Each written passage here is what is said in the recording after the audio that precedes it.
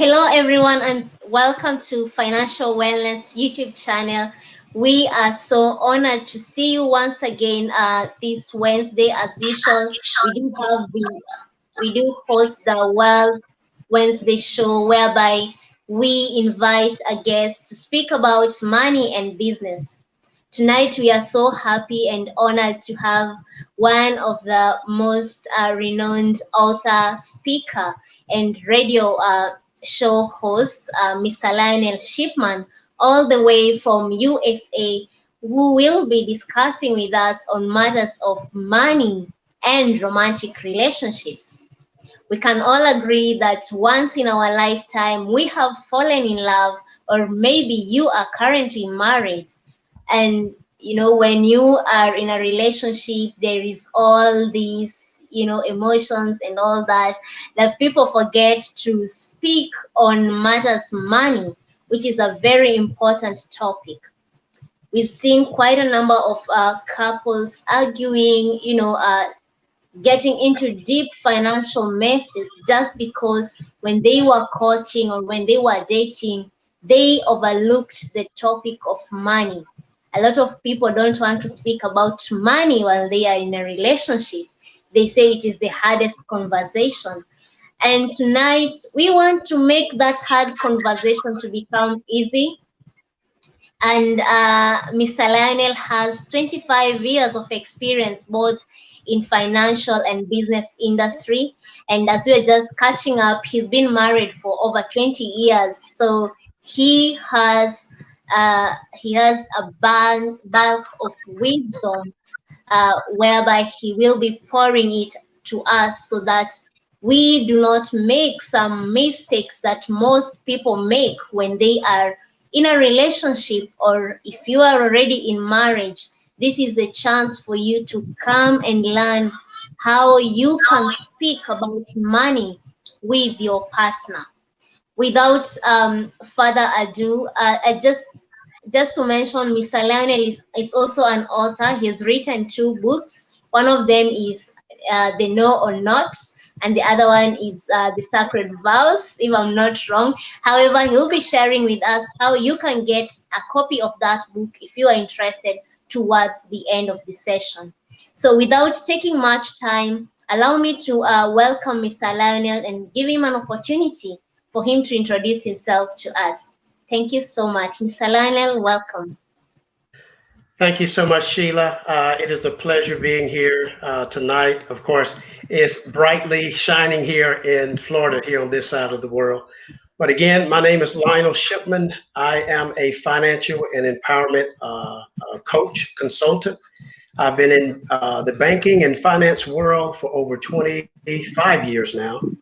I've been really, really blessed, like you said earlier, with 21 years of marriage to one of the best woman in the world for me.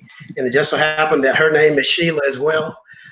We have two beautiful children, Monica and Camille, both who right now, both are in college.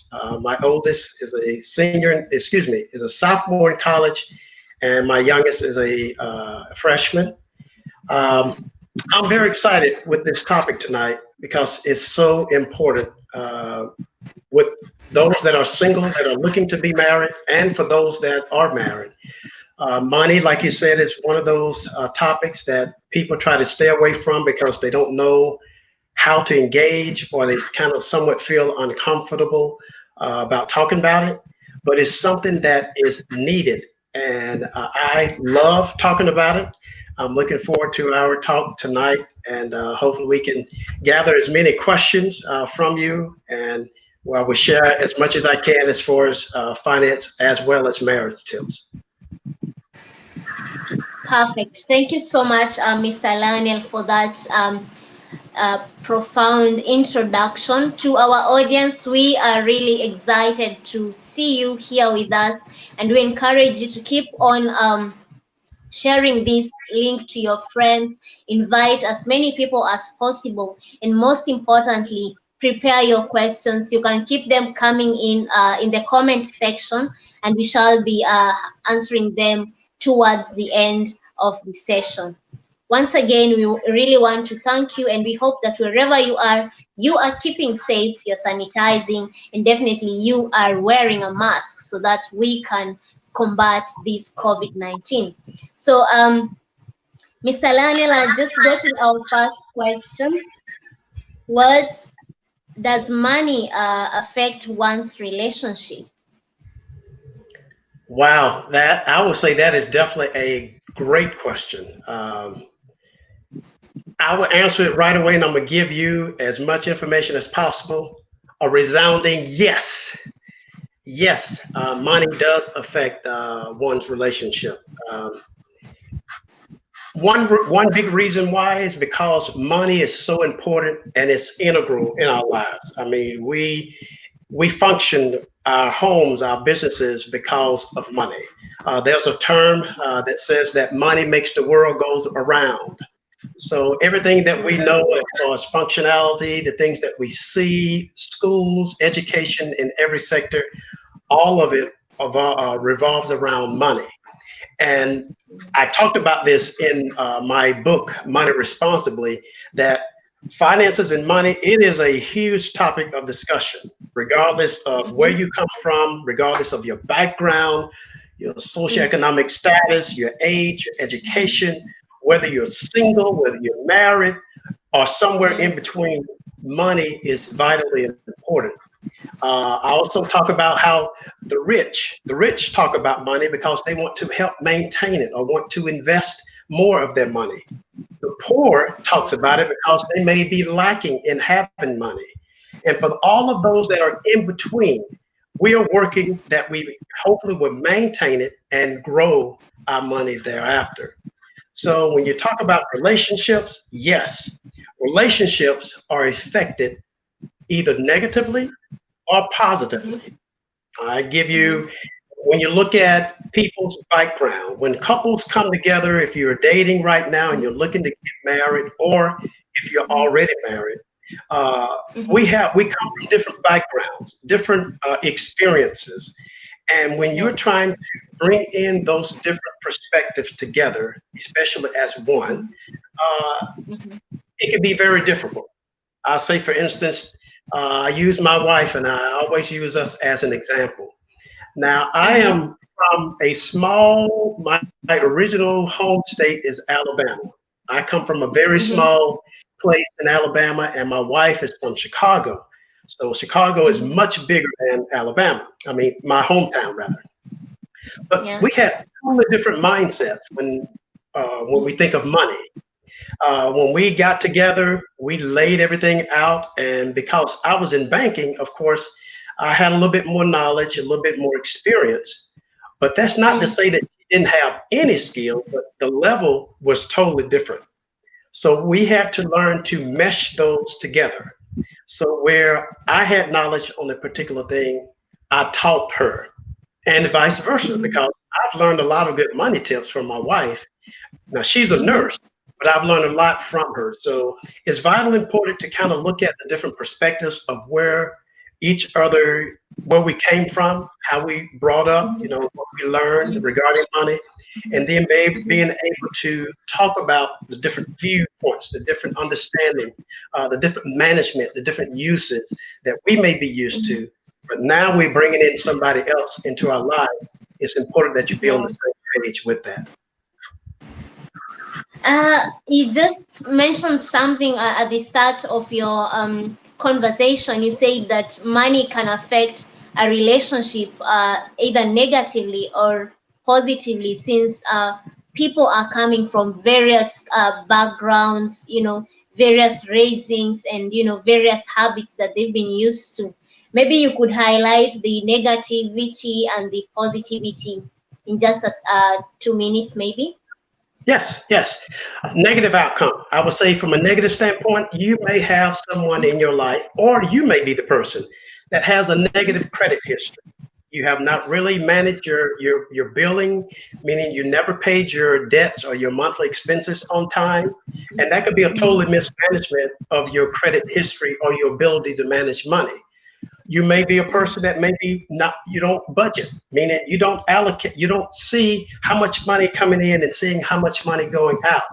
But if you have a person that is budgeting versus you not budgeting, that could be a negative outcome or negative consequences.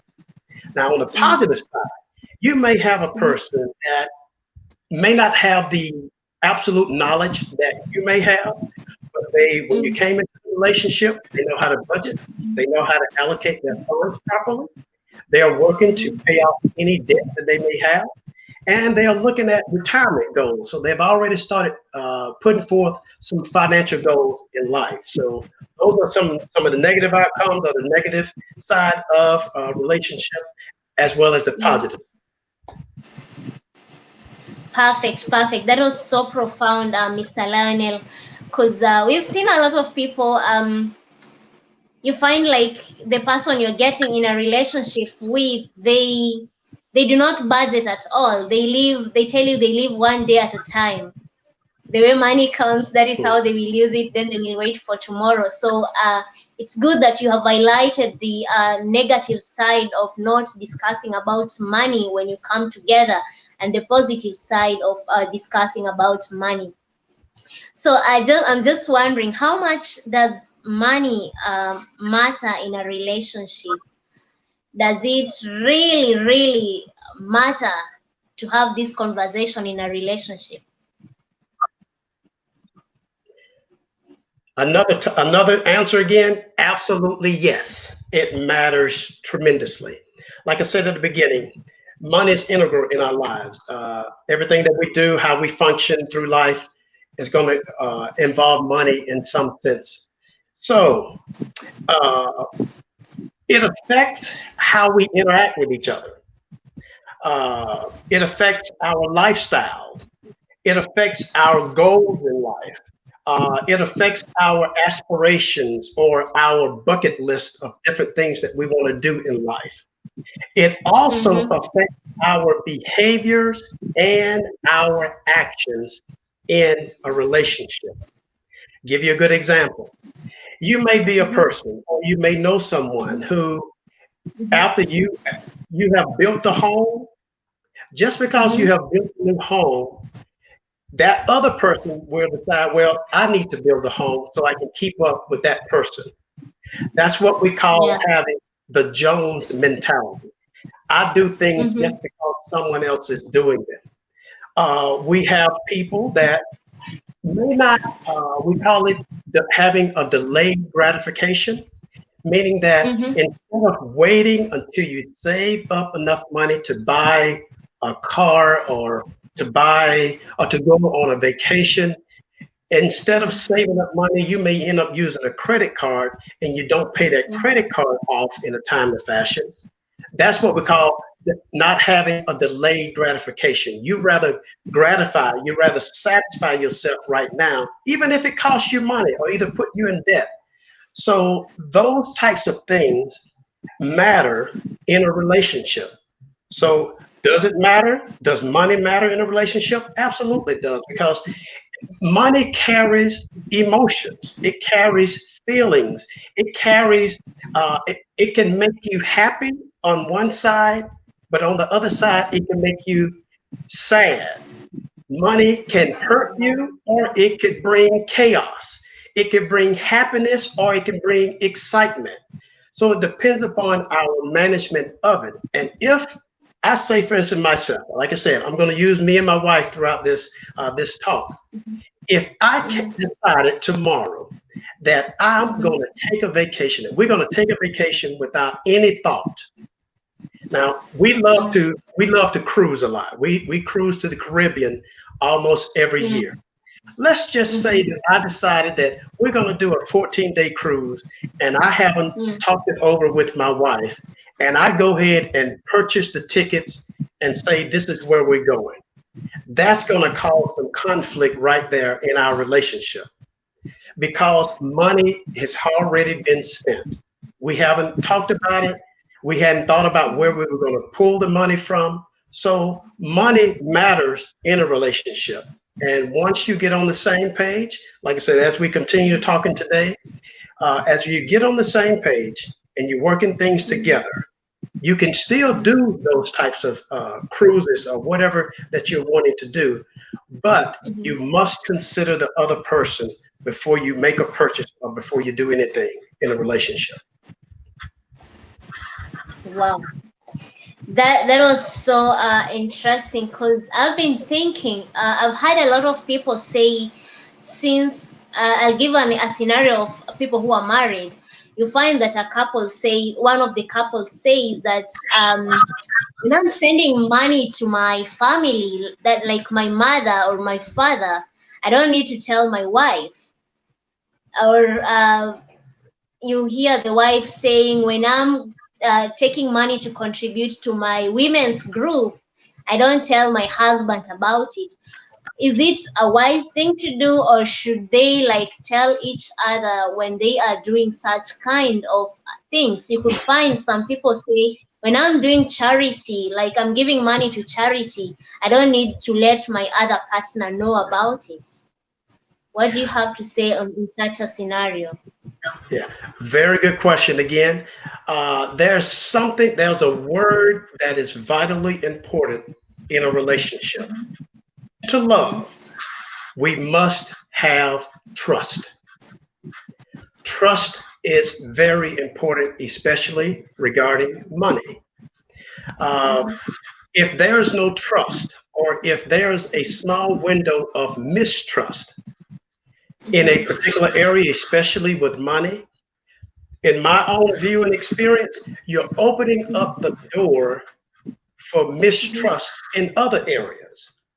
If I cannot trust my wife with our money, then there may be Mhm. other areas that I cannot or will not trust my wife.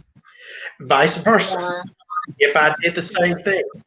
So trust is very important here. Um, if I wanted to send money to my mother or to my father, to my family member, why not have a conversation to say, this is what I would like to do? Because you don't want to do something and then later you find your spouse finds out, why did you send $100 to your mom? And then you say, well, she needed help. Then your wife end up saying, all you had to do was we could have at least talked about it. Now you've kind of opened the door to mistrust, and you don't want to have a mistrust in your heart regarding your spouse, and especially with money. Money, like I said, is one of those emotional things. And just because it brings about emotions, it doesn't have to be secretive. We can all be open. There may be some things that we can do versus what we can't do. But we owe each other the trust and the respect to at least ask to say, hey, I want to give money to my women's group. Do you mind? And if so, how much can we give? Because I look at both me and my wife, when we do give, if it's Mhm. something that is on my heart to give, I'm not the only person giving. It's Yeah. both me and my wife are giving, whatever cause Mhm. it is. It could be if we're giving to the children's home, if we're giving to Mhm. United Way, if we're giving to our church, if we're giving to a nonprofit organization, it is we are giving it. Even though she may be the one, the point person that's going in doing the giving itself, it's coming from the both of us. And I think that if we look at it from that standpoint, especially from the trust standpoint, that I know that Mhm. my wife would not do something underhanded with our money. So she should be able to Mhm. come to me and we can talk about when it comes to giving in that regard. That is very very important to note, especially the trust aspect of it. If you cannot trust your wife with money discussions, it means you're opening a window or a door for other things. And that leads me to another question: is that should couples have a joint or separate account? Now that you just mentioned that it's important for couples to ensure whenever they are doing anything with money, they should let each other know. What is your view about having joint or separate accounts? Good question again. We have tackled that question over the years. I've done some premarital counseling as well as marriage counseling from the financial aspect over the years. So I'm kind of Mhm, want to give you some of my some examples and my thoughts behind that. mhm, First of all, I'm a Christian and I'm a believer that, as the Bible mhm. tells us, that the two shall become one. Yeah. That means with my money as well. So her money and my money become our money in every regard. Yes. Regardless if I Mhm, have $1 million when I came into the relationship and she had a mhm, few $1,000s in the relationship. Uh, I trust her and she trusts me. mhm, Regarding accounts, mhm, we have all of our accounts as joint accounts. And any accounts that may be a single person on the account, I just say with my 401k, my retirement account. mhm. Uh, Yeah, yeah, I yeah. am the primary, but my wife Mhm, is the primary beneficiary in the event that something mhm, happens to me.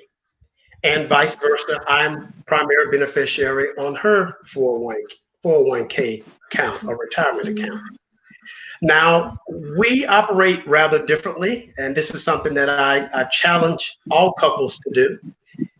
mhm, We have a set budget for each other regarding our weekly or monthly spending. That means I have an allowance. She has an allowance.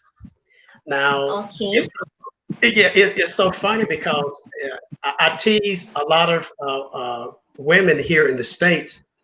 I don't know why that the woman's account or allowance is so much more than my allowance. but but either way, I think that it's important Mm, that you decide on how much money each person can spend and yet stay within your budget. That way, you both are still on the same page. The money is mhm, still coming out of a joint account. mhm, Or if you so decide to say, well, I want a separate account. If you say you mhm, want a separate account, make sure that your spouse or your partner knows that you do have a separate account.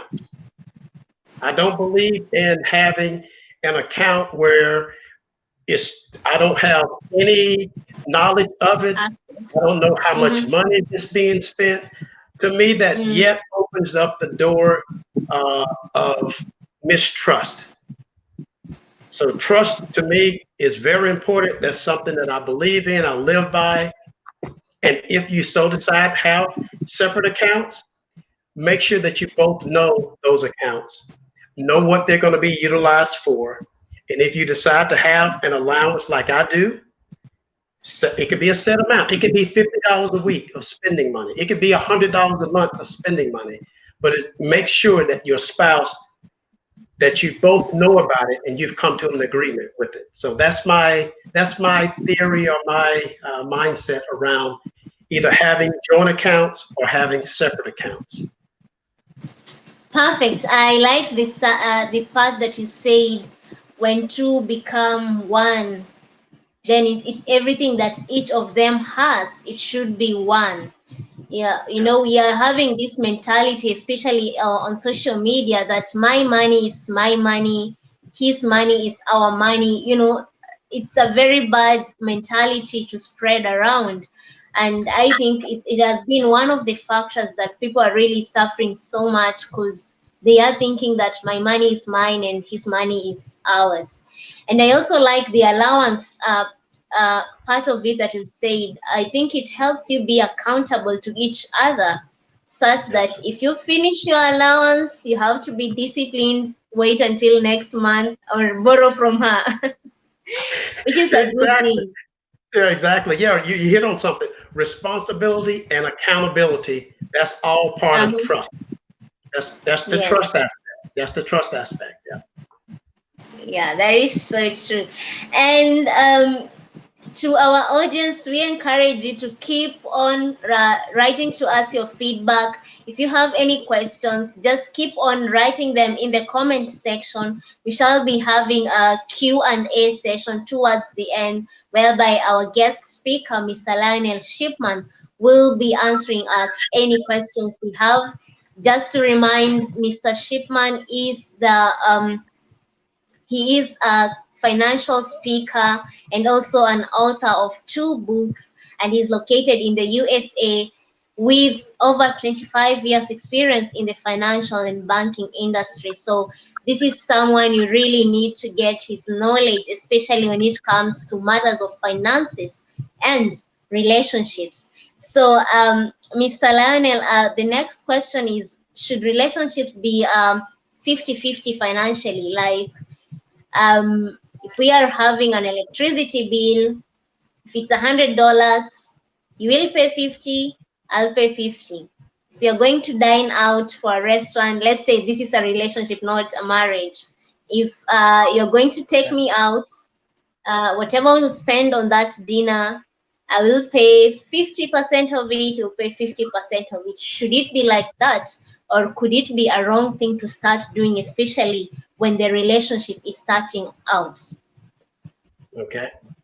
Um, oh, that's a good question. Well, I am a look what I consider myself to be a little bit old fashioned. Now I'm 50 years young. I don't consider myself old by any measure, but I believe this is me. I look back when I first met my wife. Mm-hmm. I paid for the whole meal. There was no she had to pay. That's Uh-huh. I'm old fashioned. That I was raised to be that way, to provide even in a dating situation. That if I'm Mm-hmm. asking a young lady out for dinner or for a movie or to a play or something like that, that I would pay for that 100%. But to answer Mm-hmm. your question regarding the 50-50, uh, I love that question because I've heard so many different responses based upon that.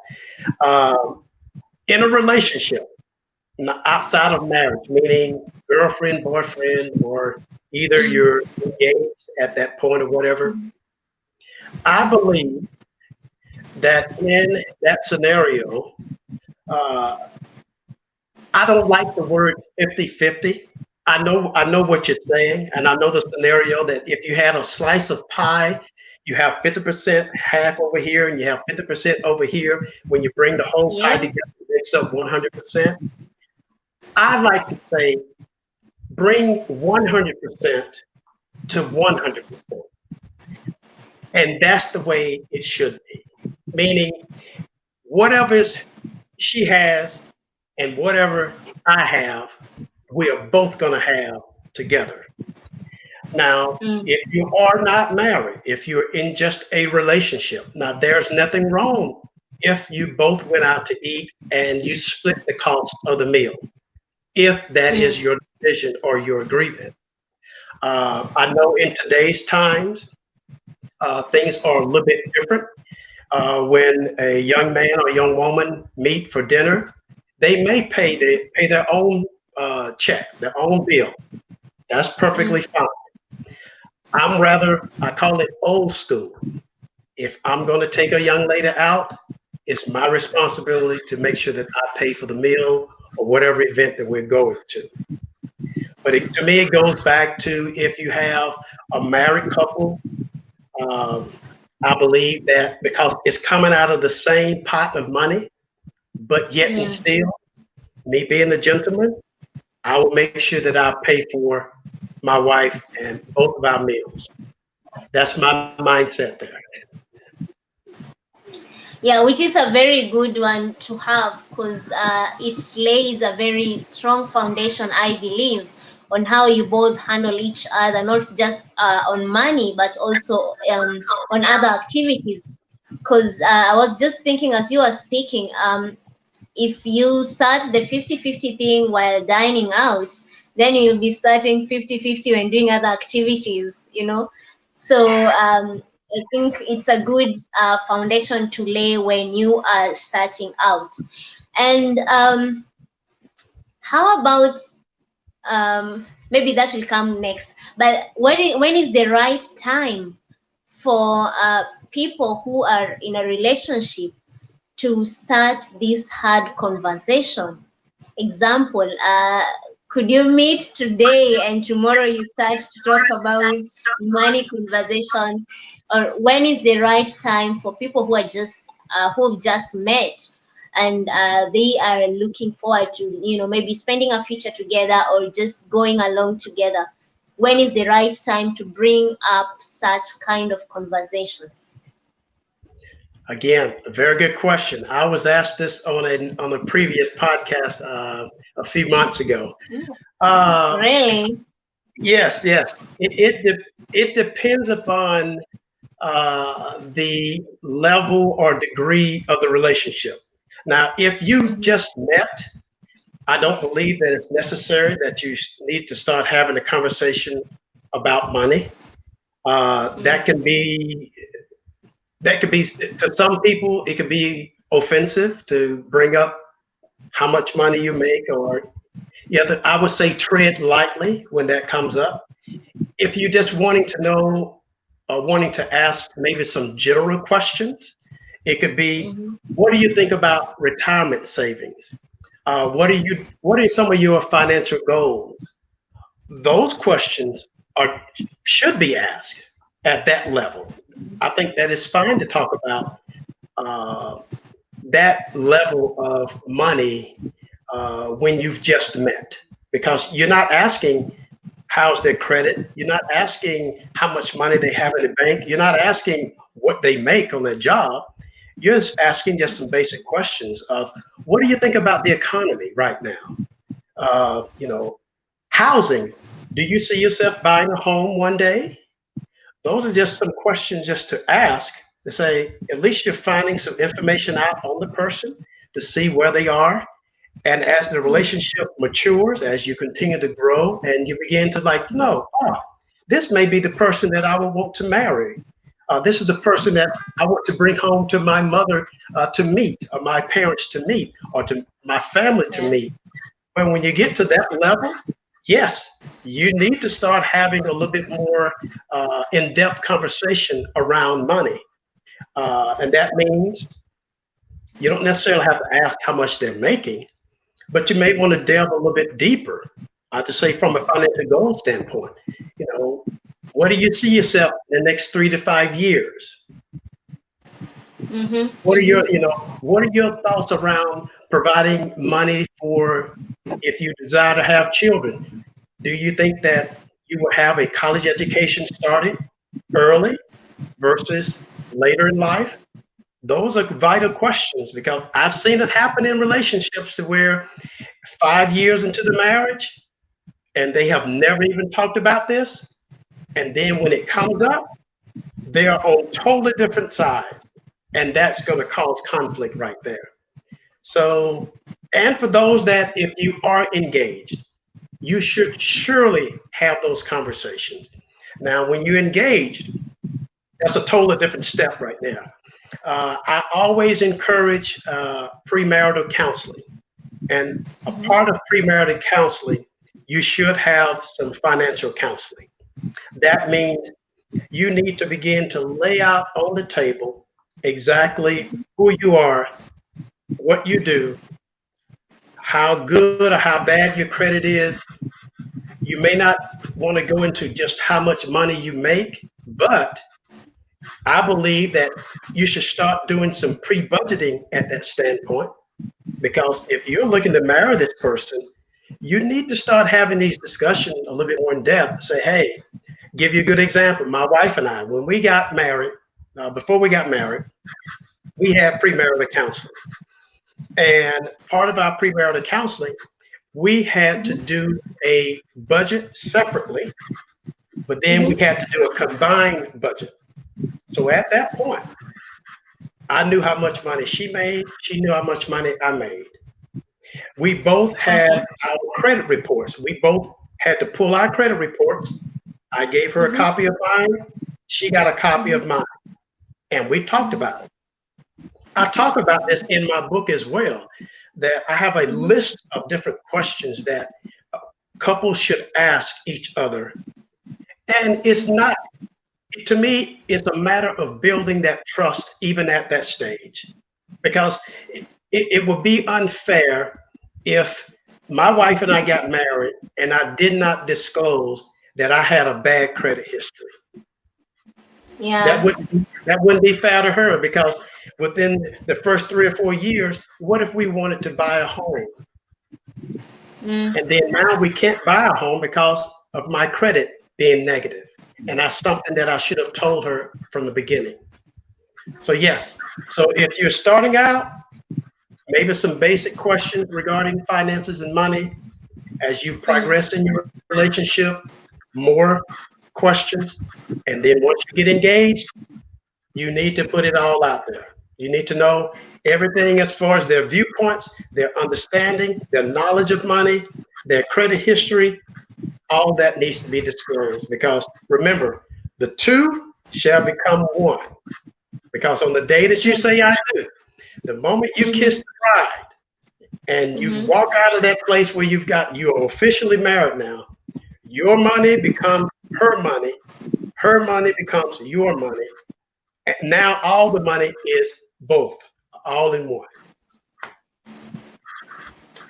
Yeah, that was so profound, especially on the segment where you need to declare your standing when it comes to matters of money. Because in my field, I've had the chance to counsel couples, and you find that a couple approaches you and tells you that when I married this person, he did not disclose that he has a huge debt. Yes.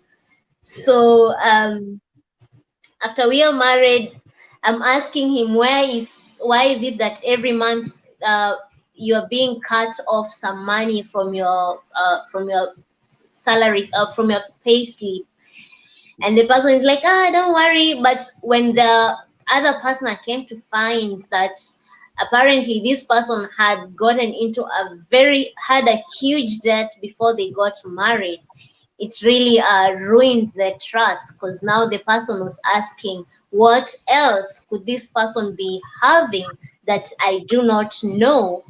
And he did not disclose it. Maybe you could also touch base on investments and relationships, because in my field of work, I've also come across people who say that when you are just dating and you find a good investment opportunity, you can invest it together. Remember, this is just dating. And others are like, no, you have to wait until you're married, you stay some years, then you can do the investment together. So what is your idea or your comment about investing and relationships and marriage? Um, I would not invest with. That's a tough question. That's a very tough question. I would say this. Yeah, I know. I would say this. If it depends upon the level or the maturity of the relationship. Of course, I would not invest with anyone whom I've just met or after a month of meeting the person. I would at least want to spend some time to get to know the person. And at that point, I would be asking more direct questions. How much debt that you have? You know, are you able to support yourself? If so, do you have money left over each month? You don't want your debt to income ratio to be extremely high. So these are different questions that must be asked of each person, especially if you're looking to do any type of investing. Um, Mm. because even with that, you still need a level of trust. And if I don't trust you, I am not going to be investing with you. So, you know, I've never thought about, I guess, that from that aspect of investing while you're dating or in a relationship, um, Mm. because it could turn sour if something happened in the relationship, let's just Mm. say that you've invested into properties and you decide I don't like this person anymore, or they do something and it's like I do not want to marry this person at all. Well, now Yeah. you're already invested in this investment, be it real estate, be it with joint accounts on as far as Mm. stock purchases and a mutual fund, anything, in that nature. Now you're kind of tied to that person. And you just never know what could happen from that. So I would side with caution with investing with someone outside of your, unless you know the person well and you have a great degree of knowing that person, a great level of respect and trust. Only at that point would I do that, and I would start small. I wouldn't do anything very big. But very good question. I like that question. I'm going to have to remember that one, Sheila. I've never been asked that question. You'll remember me with that question, because Yes. it's a question that has really been coming to me a lot of time with quite a number of people. They tell you, I love this lady, I love this gentleman, and I've seen a very nice investment opportunity, and I'm scared if we don't take advantage of it right now, we might not find another chance. Especially, there's one that came and told me, Sheila, right now the stock market is crashing, and it is the right time to buy stocks. And I happen to be with someone who's just starting out. Is it the right thing for us to invest together? Because we don't know when is the next time the stock market will crash this low. And as you said, I offer the same advice. It's not good to invest with people you're just meeting, because I believe when you're starting out, you need to know other aspects of the person, like their habits, their personalities, how integral are they. So just don't rush, because I believe investments will always be there.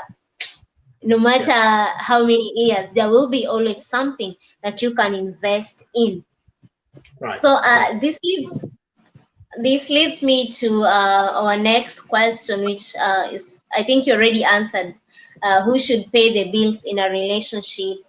Maybe I can twist it a little bit, maybe to ask, in a marriage context, um, should the couple separate the bills that are needed to be paid? Or let's say, you could say your husband takes care of all the saving and investments, then the wife takes care of the normal, like bills, groceries, the normal things. Or you should all be doing it jointly, like I'm taking care of savings together, in such kind of a scenario. Okay. Uh, Using my wife and I again. Mm-hmm. Early on in our relationship, our marriage relationship, Mm. we had to define our roles and responsibility around money. Mm-hmm. I mean, like I Mm-hmm. said from the beginning, we all have joint accounts, and Yeah. we have an operating account where all of our bills, monthly expenses, uh, comes from that we write checks and all. And when I say roles and responsibility, I mean now I'm the finance guy. My wife is a nurse, but Mm-hmm. she does the bill writing. She does the check writing. She does all the bills that need to be paid on a month by month basis. My Mm-hmm. role, my responsibility is to Mm-hmm. oversee the monthly statements to make sure that everything billed correctly. And if there were not, Mm-hmm. if there were errors or misstatements within those billing statements, it was my Mm-hmm. job to call those companies to get clarity or to have those billing amounts changed to the right billing amount. It is my job to oversee our retirement accounts, securities accounts. Now, that doesn't mean that I don't. I do everything without her knowledge. Mm-hmm. Totally different. Because of my role and because of her role, we have Mm-hmm. what I call a powwow meeting every month. A Wow. powwow, Yes, a powwow meaning it sounds bad, but it's not actually bad. It only means that we come together at least once or Mm-hmm. twice a month and we talk Mm-hmm. about what's going on. She tells me what's been paid, what's coming up, what's pending. I tell her, okay, honey, our investments are doing pretty well. Here we are. I'm going to make some changes to this account to see if we can get a little bit more interest, or let's look at some ways how we can reduce our expenses each month. So we both have involvement in the process, but we had to define our roles and responsibilities up front. So to kind of answer your question, who pays the bill in the relationship? It depends. It depends upon who has that level of understanding. Or if you've come to an agreement that, oh, the husband or the wife, they're going to do the bill pay, but you must make sure that you involve each other in the process. Powwow meetings are essential in a relationship. It makes sure it keeps us accountable, and it Mm-hmm. instills that responsibility to our commitment in our relationship. Furthermore, it makes sure it solidifies that trust, that my role of making sure that our investment accounts are growing. Yes, I'm telling you every month, Sheila, here's where we are. Here's some things that I'm going to do. If it was successful, I'm going to tell you. If it wasn't successful, but I let you know ahead of time what I was going to do. Vice versa, when Sheila writes those checks, just say that Mm-hmm. she did not take care of the utility bill or the utility bill Mm-hmm. was late. When we have those powwow meetings, I would know that at that point in time. So, so who pays the bills? It depends. But you should come to an agreement of who's going to do it and make sure you have those roles and responsibilities defined early. It builds trust Yeah. and it holds us both accountable, and it instills responsibility and our commitment to each other. Wow. I like the powwow meeting ideology. It's very important.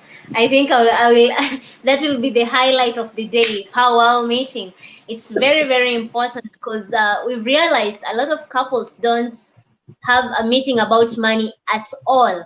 They will speak about movies, they will speak about news, they'll speak about the latest automobile in the industry, they'll speak about everything else, but they'll never have a meeting to check how are we doing financially, what is happening, what are you bringing in, or things like that. I just read some comments from our viewers. I can see Cecilia, you are saying tuned in, ready to learn. Thank you so much for tuning in, Cecilia. We hope that you are getting to learn more from our very honorable guest. Uh, Joel, you're saying great insight here. Thank you so much indeed. Our guest is having a lot of wisdom that he's pouring it out to us, and we really thank God for such an opportunity.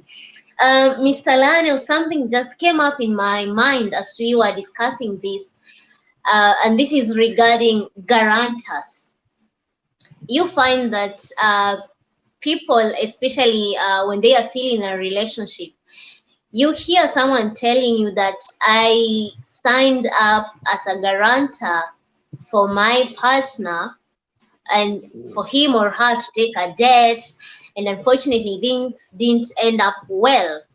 So you find the partner defaulting and you're already separated, you still have a debt that you need to pay. So maybe you could touch base on matters of debt and guarantors when it comes to romantic relationships.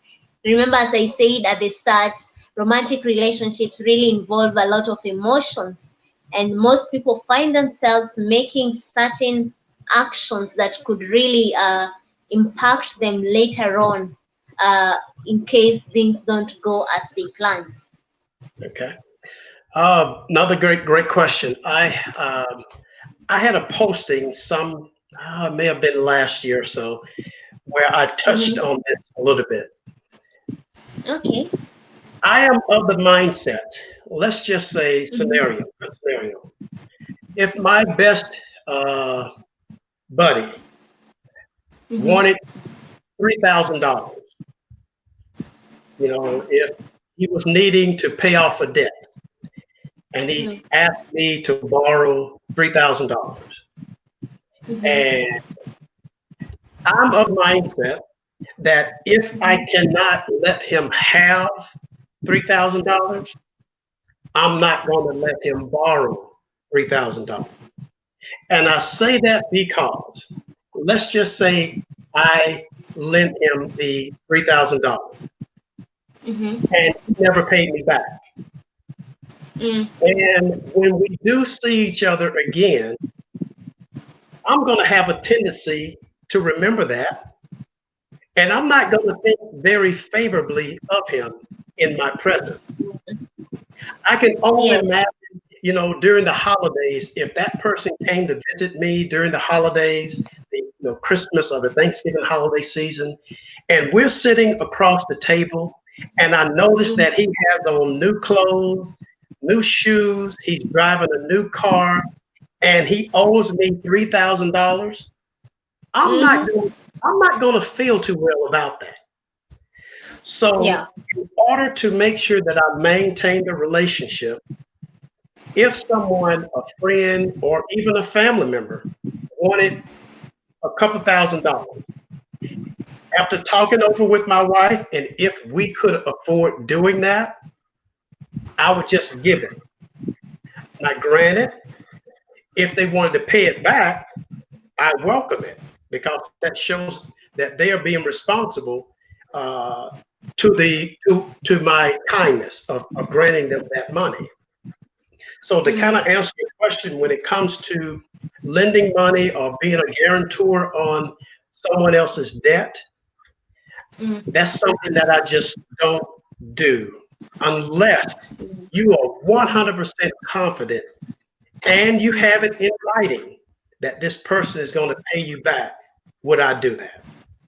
And I only know very few people that I Mm-hmm. would actually do that for. Um, Mm-hmm. because I don't want to destroy the relationship if I'm never paid back. Or if they decide, well, look, I'm not going to pay Lionel back. We're friends.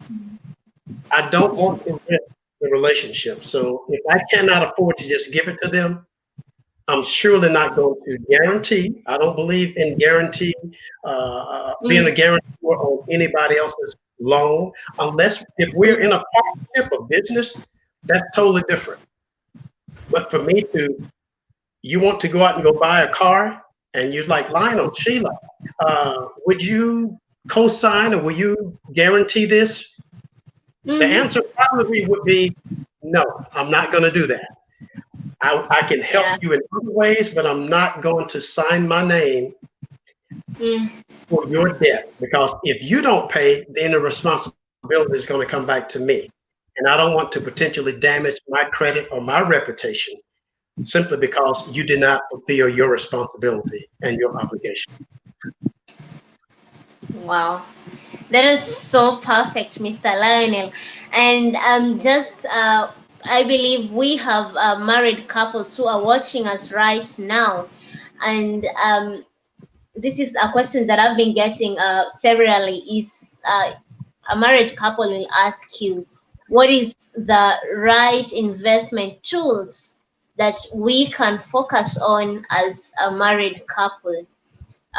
This is in line with they are looking into the future of their children. Maybe you could highlight what are the tools they can take advantage of, because for me, I usually say for a single person, they have a higher risk-taking ability because Right. they don't have too much responsibility with them. But once you are married and maybe you have kids, then any investment you do, you have to consider the responsibilities that you have with you. So maybe you could highlight what are the investment tools you can recommend for married people to take advantage of, especially those who are looking to secure the future of the children. Okay. This is not an investment tool, but I think that's vitally important. Uh, Budgeting. You must have a budget and work that budget and live by that budget for the rest of your life. I always make that my number one thing when it comes to doing anything in the future. Everything is Mm-hmm. going to be built around your budget. If you manage your budget effectively, meaning you are making sure that you uh, meeting all of your expenses monthly, you're looking for Mm-hmm. ways to reduce those expenses. You are paying Mm-hmm. off your debt to Yeah. the point where any extra money that you have, you begin to put it in investment. Investment could be a certificate of deposit, CDs. It could be IRAs. It could be Mm-hmm. prepaid college funds. Uh, uh, Mm-hmm. we have here in the States what they call 529 college plans, where you're able to Yeah. start investing in those plans early on at the moment that your child is born. But Mm-hmm. everything should be built first around that budget. Because if you work that budget, you'll be able to generate more money at the end of the month, and then you can Mm-hmm. allocate a certain portion of those funds to those particular Mm-hmm. areas. It could be a prepaid college fund, it could be a Mm-hmm. 529 fund, it could be a CD, Mm-hmm. it could be an IRA, it could be a high performance savings account, putting those things to the side. But like I said, everything is built around that budget. Look for ways, always look for ways to reduce your expenses. Look for ways to increase your income. You can get a Mm-hmm. side, I call it a side gig. Get you may have a certain habit or profession where you can do things on the side. Like me, Mm-hmm. actually started doing consulting when I was in banking. So I had a side gig would help generate money. That money was extra money to put forth toward our retirement or to fund a vacation or to fund my kids' college education. But all of it is built around that budget. If you work that budget, if you squeeze out everything that you can as far as your expenses go, you're going to generate more money at the end of the month.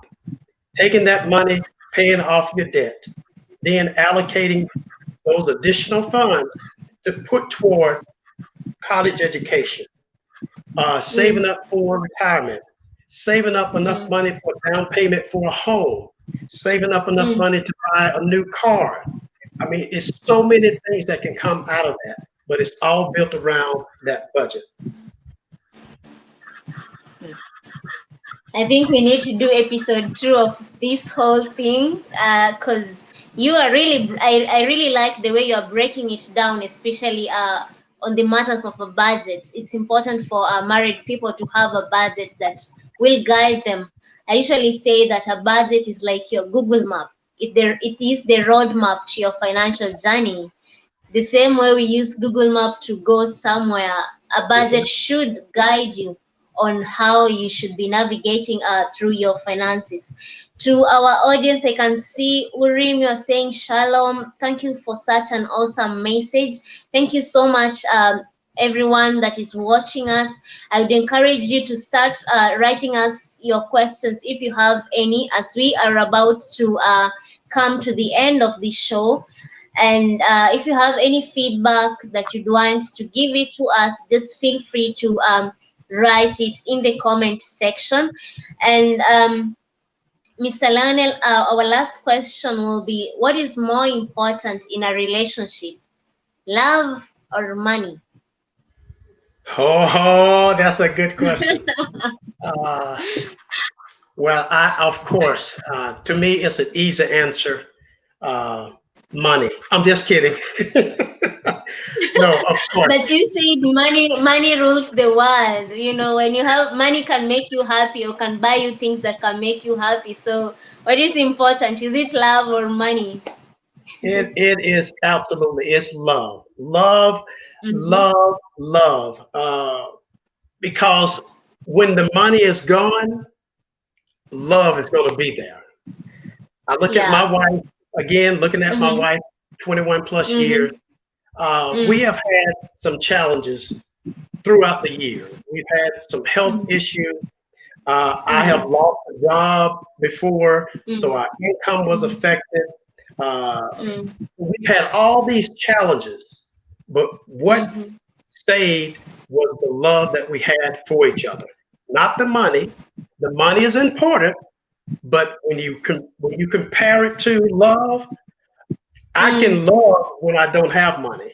I can love when I do have money. I think Mm-hmm. about the scripture, 1 Corinthians 13, that talked about love being patient, love being kind. It's not jealous. Yeah. It doesn't boast. Mm-hmm. It's not Mm-hmm. proud. It doesn't dishonor you. It love protects. It trusts. It's always hopeful. It perseveres. Love never fails. Money can fail and sometimes will fail you because sometimes it may give you a false sense of the reality of life. But true love won't do that.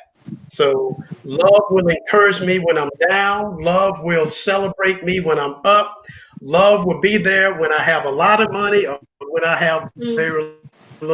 Money can deplete, but love can maintain. I think about real quickly the images that we see of Hollywood and of entertainment. It can make it Mm-hmm. difficult. Some people look at this image, but Mm-hmm. money, power, and fame should never lead you in a relationship. If love is not the base, then there's no true foundation. So to Wow. answer your You know question, what? As you are saying, love over money any day.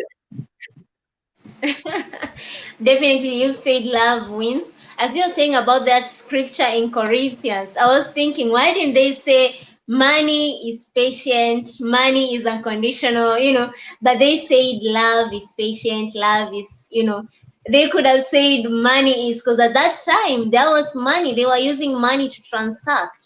So Correct. I believe it's very important to have love in a relationship before money. And this is what makes me think of people who get in relationships because of money. You find someone, they tell you, I'm just with this person because he or she has money or he or she is supporting me. If I leave them, I'm gonna not be able to support myself. What would you say to such a category of people? Yes, I mean, love is just this. It's such a powerful thing. Mm, Um, I wouldn't be here. I don't think that I would have reached a level of success doing mm, finance and money if I didn't have love. That's how it's such a powerful thing. And of course, with relationships, you mm, can't survive without it. It's just impossible to rely strictly on money in a relationship. It's impossible. I don't know of anyone. I've spoken to plenty of people mm, that have been married even much longer than me, and I mm. always try to ask them, what, how did you maintain your relationship? The love aspect. It wasn't the money. It just wasn't the money. So, like I said, money is important in a relationship because it helps you with being able to do things and enjoy life a lot better. It can improve your Mm, quality of life, but don't build make sure your foundation is not on money. Make sure it's built upon the foundation of love. perfect, Mr. Lionel. I really would love to read your book because it sounds that it has more wisdom. What you're just giving us is an icing of the cake, Yes. and I'm looking forward. I'll actually get that book. We've come to the end of the show. Maybe you could touch base on matters of family business, just maybe for 1 minute, because it has come to my mind and I was like, maybe you could tell us something about family business. Then we'll answer the question that just came in and we will wind up because I understand you need to prepare for your traveling. Okay. So you said family business. You mean in being in Mm. business as a family? That the question you're asking? Yes, Okay. yes. Just real quickly, I think that being in business as a family is an ideal thing, but you Mm-hmm. must lay down some ground rules of Mm-hmm. responsibility and accountability. There are sometimes some family members that don't have the mindset that may not need to be involved in the family business, and you need to make that clear. Or if they are involved, they can only be involved to a certain extent, but they must be willing to learn. That means if they need to go to college to get additional education or additional Mm. to make sure they understand how to run business, they need to do Mm-hmm. that. So I would highly encourage if you're able to go in business as a family, make sure you Mm. lay the ground rules, know the Mm-hmm. roles and responsibilities, and Mm. making sure that you have an accountability to each other with that. That's mine in a nutshell. Perfect, perfect. That is so profound, Mr. Shipman. We'll just take the question that just came in from one of our viewers, Benjamin. What's your rule? I believe it's your rule, not role. What's your rule of thumb for a budget structure? The rule of thumb for a budget structure, especially for couples. Okay. Real quickly, I've actually done several different ways of doing a budget. I try to keep Mm, it somewhat basic. As a couple, mm-hmm, uh, mm-hmm, of course, accounting for your income mm, and accounting for all expenses. But what I try to do is do a 3 month average of your expenses so mm-hmm, you can be a little bit more accurate as you go forth. And I like to mm, divide it out not only monthly, but do it mm-hmm, quarterly. I think it's important that you should be able to look back through the years to see how you've done the first quarter of 2019, 2020, 2021. You should be able to look back and be able to say, okay, last February, our expenses were mm-hmm, here versus where they mm, are right now.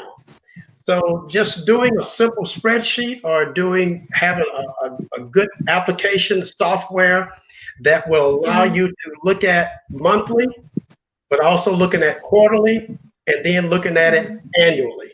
But making sure that you account for all of your income and account for all mm-hmm, of your expenses. Don't leave anything out at all. mm, And then making sure at the very end that you allocate all of your net income.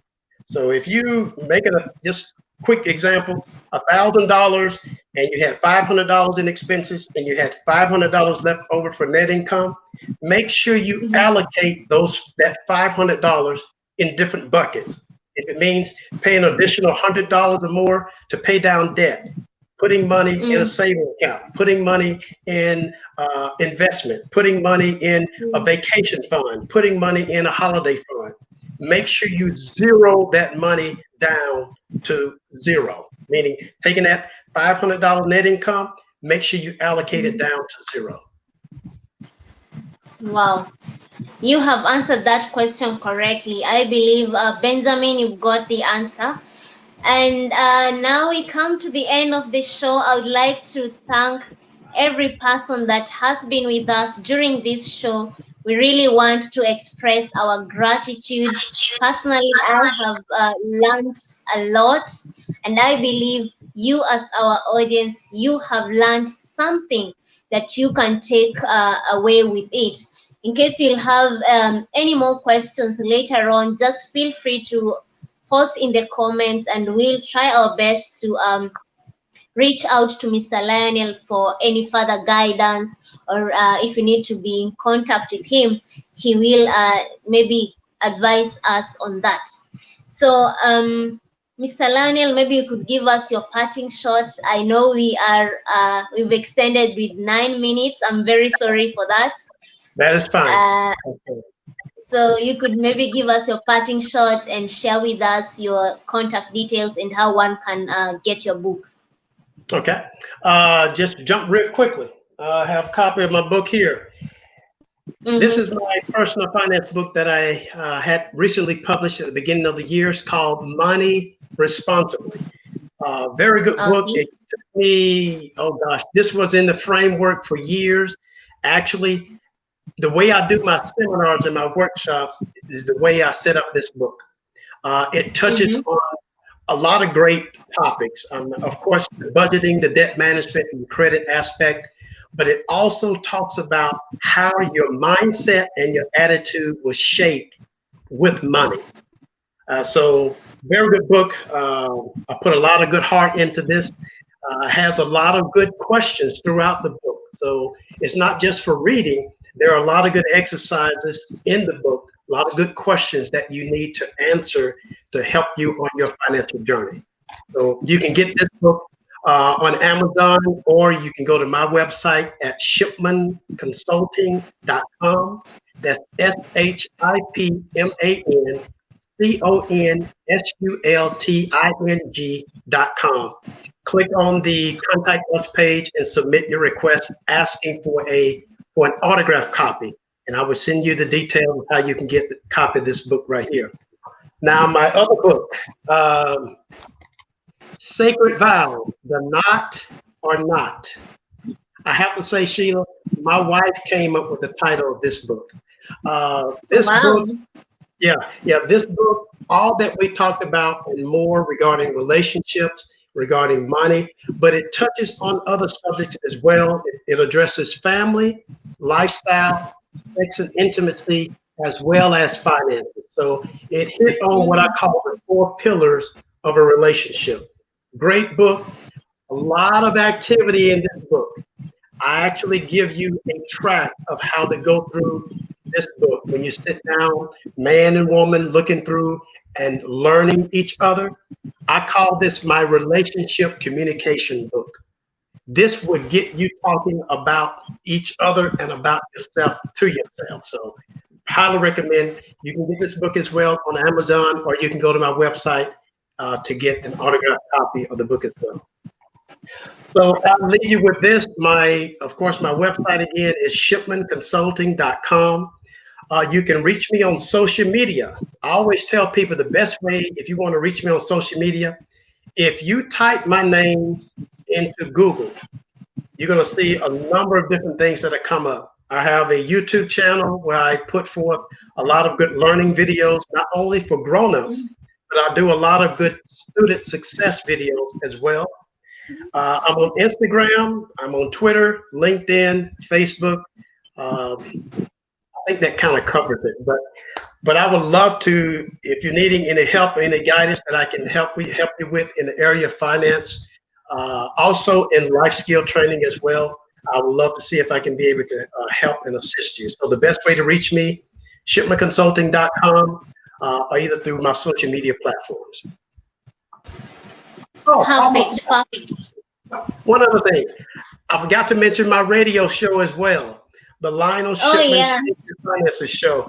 That show, it Mm-hmm. comes out every Tuesday night at 8:30 p.m. Eastern Standard Mm-hmm. Time, or you can catch all of the shows on demand. We're on Spreaker, iHeartRadio, Spotify, iTunes, Google Play. I think that kind of covers it. So you can reach me that way as well. Oh, perfect, perfect. I believe our audience have gotten the details, especially to those that need to get your book. I would encourage everyone, me included, we shall be getting those books because it has a lot of wisdom, and it's coming from someone who has experienced it, having been married for over 20 years.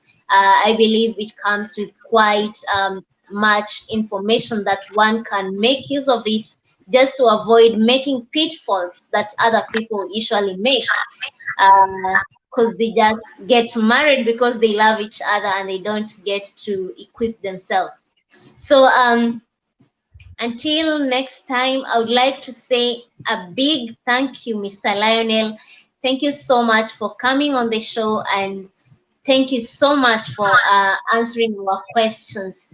We really honor you, and we are so grateful to have you here at this hour.